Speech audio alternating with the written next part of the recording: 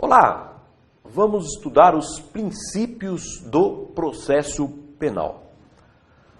As espécies normativas, ou simplesmente normas jurídicas, se dividem em princípios e regras. Portanto, são duas as espécies de normas jurídicas: os princípios e as regras, ok?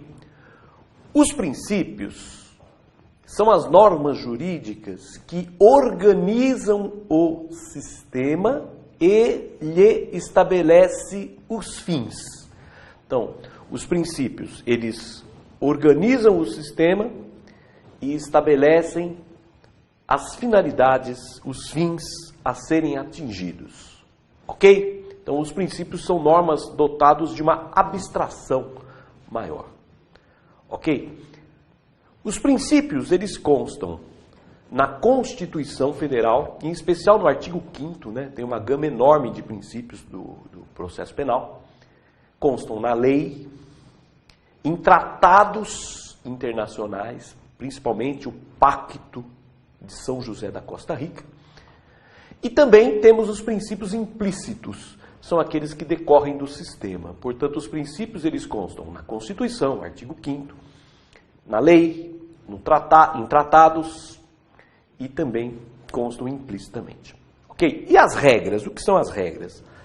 As regras são normas casuísticas, isto é, que regulam uma determinada situação. Ok?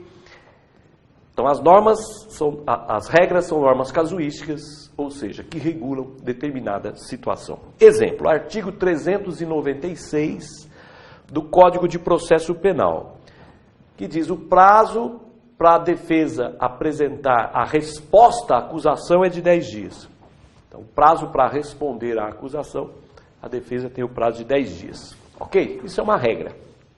Muito bem. As funções dos princípios. Os princípios têm 3 funções. Primeira função é a função interpretativa. Os princípios auxiliam, portanto, na interpretação das normas jurídicas. Então, as normas, elas devem ser interpretadas conforme os princípios. Quando se interpreta uma regra, a interpretação deve ser na direção conforme a finalidade do princípio. Ok?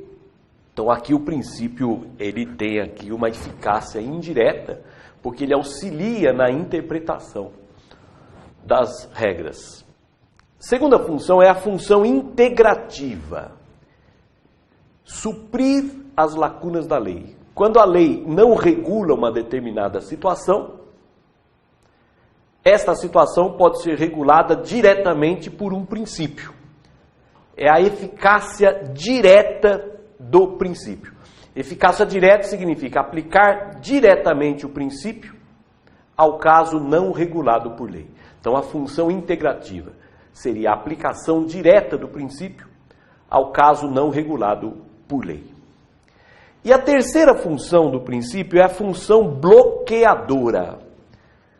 Significa, função bloqueadora, impedir a aplicação de normas que colida com o princípio. Então, a norma não pode colidir com o princípio. A norma que colide com o princípio deve ser afastada. Então, o princípio tem essa função bloqueadora, de impedir que uma regra seja aplicada, que uma regra colida com o princípio. Então, no conflito entre uma regra e um princípio, prevalece o princípio.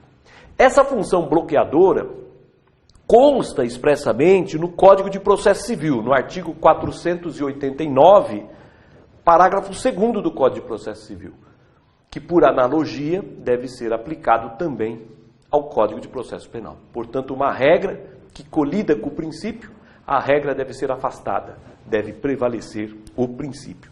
Então, a função bloqueadora é impedir a aplicação de regras que colidam com os princípios. Bom, eu disse que os princípios constam na Constituição, na lei, tratados, constam também implicitamente. Bom, o Pacto de São José da Costa Rica, que é esse Pacto de São José da Costa Rica, que é de 1969, também chamada de Convenção Americana dos Direitos Humanos. Pacto de São José da Costa Rica, ou Convenção Americana de Direitos Humanos, é de 1969, mas ele vigora no Brasil desde 6 de novembro de 1992. Porque para um tratado vigorar no Brasil, não basta lá o presidente da República assinar o tratado. Ok? É preciso ainda mais 2 atos. É preciso que haja um decreto legislativo do Congresso Nacional aprovando esse tratado. E esse decreto legislativo nós tivemos, o decreto legislativo 27 de 1992. Ok? De 1992, de 26 de maio de 1992. Decreto legislativo 27. Mas não basta um decreto legislativo. É preciso ainda depois um decreto presidencial do presidente da República, ratificando esse tratado. E o decreto do presidente da República é o decreto 678 de 92. Esse decreto é de 6 de novembro de 92. Então o Pacto de São José da Costa Rica, ele vigora no Brasil desde esse decreto 678 de 1992, embora esse pacto seja de 1969. Ok? O Pacto de São José da Costa Rica, ele não foi aprovado no Brasil com quórum de emenda constitucional. Ele não foi aprovado com quórum de emenda constitucional. Então, na hierarquia, ele é considerado uma norma supralegal. É uma norma que está acima da lei e abaixo da Constituição. Artigo 5º, parágrafo 2º da Constituição. Os tratados de direitos humanos aprovados no Brasil, mas sem o quórum de emenda constitucional, foram aprovados, mas sem o quórum de emendas, eles têm uma posição intermediária. Estão acima da lei e abaixo da Constituição. São supralegais. Ok? Essa é a posição do Pacto de São José da Costa Rica.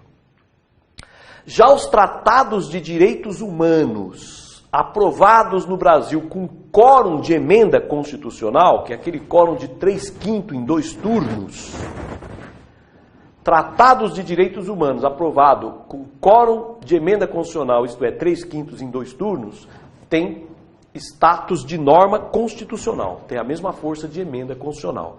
Artigo 5º, parágrafo 3º da Constituição Federal. Então, cuidado.